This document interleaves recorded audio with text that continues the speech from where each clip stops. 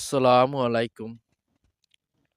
আমি আছি দিরাই দোলগ্রামে বাউল সম্রাট শাহ আব্দুল করিমের বাড়ি। আমার পিছনে আছে কালনী নদী। ও নদীর মাঝে অনেক স্মৃতি রয়েছে। ওটা গাঙ্গর পাড়ও বইয়া বইয়া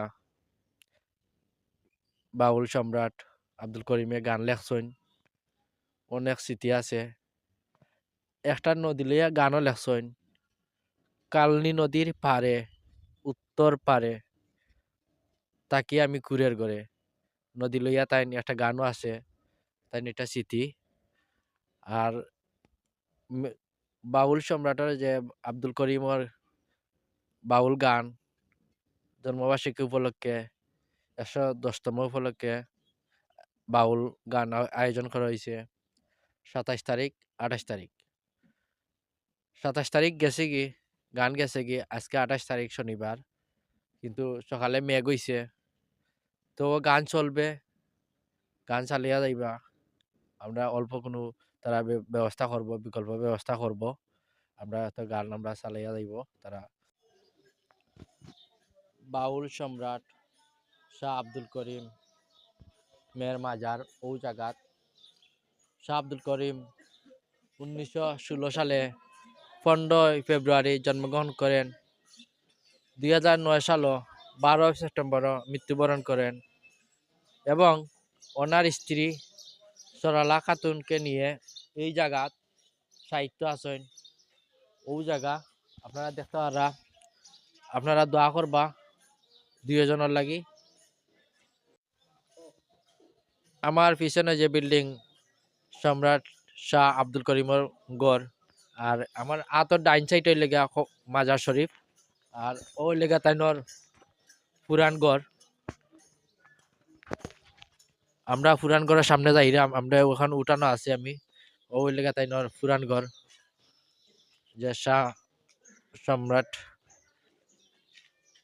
আব্দুল করিম মানে গড় ওখান ওখানে তাইনর পুরান গড় যে ও গড়ে অনেক স্মৃতি রয়েছে সম্রাট বাউল আব্দুল করিমর।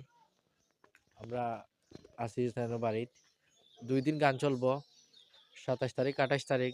২৭ তারিখ গান গেছে কি ২৮ তারিখ সকালে কিন্তু মেঘ হয়ে গেছে, কিন্তু বিকল্প রাস্তা নিবা, প্রতিপক্ষ বিকল্প রাস্তা নিবা, তারা গান চলবো, আপনারা আইবা ইনশাল্লাহ। পর্দা অনাহার দুঃখ দুর্দশা আব্দুল করিম গানের মাঝে ফুটে গেছে। এখানে অসংখ্য অগণিত মহাজন আছে, কাছেই আছে রাধা রমন হাসান রাজা দুর্বিন সাহেব, তারপরে কপিলউদ্দিন সরকার সফর আলী সাহেব, আরও অসংখ্য অগণিত আছে। আমিও চেষ্টা করি এক দুইটা লেখার। আমার কাছে আছেন সদ্য বড় ভাই প্রফেসরের নাম। আমাদের আশা ২০০৬ থেকে বাউল সম্রাট শাহ আব্দুল করিমের লোকোৎসব শুরু হয়েছে। এই পর্যন্ত আমরা প্রতি বছর আসি মানুষের ভালোবাসা দেওয়ার জন্য, এবং গানের মাধ্যমে দেশ এবং জাতি আমরা দ্বিধাদ্বন্দ্ব বলি। আমরা কি বলি গানের মাঝে? মানুষের কথা বলি, দেশের কথা বলি, দেশের সমস্যার কথা বলি, সমাধানের কথা বলি।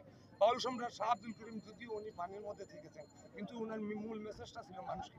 মনের মানুষ অতিদারে মক্কাকাশী বৃন্দাবন, নাই তাহার প্রয়োজন ভক্ত যোজন যাইতে পারে। আগে কি সুন্দর দিন কাটাইতাম, কেন আমরা এই সমস্যা সমাধান কি? সমাধান হচ্ছে রাষ্ট্রের কাছে, মানুষের কাছে। আমাদের রাস্তা আমাদের বাঁচাতে হবে, আমাদের গানগুলা বাউলদের সংগ্রহ করে রাখতে হবে, এবং আমাদের সৃষ্টিগুলো আমাদের যদি একটু যত্ন করা হয় আমরা আরো সৃষ্টি করার জন্য নিজেকে তৈরি করতে পারবো। এবং প্রতিটা মহাজনের গান যেখানে যেভাবে আছে, রাষ্ট্র এবং সরকার প্রশাসনিক সব দিকে যেন একটু নজর রাখা হয়। ধন্যবাদ সবাইকে।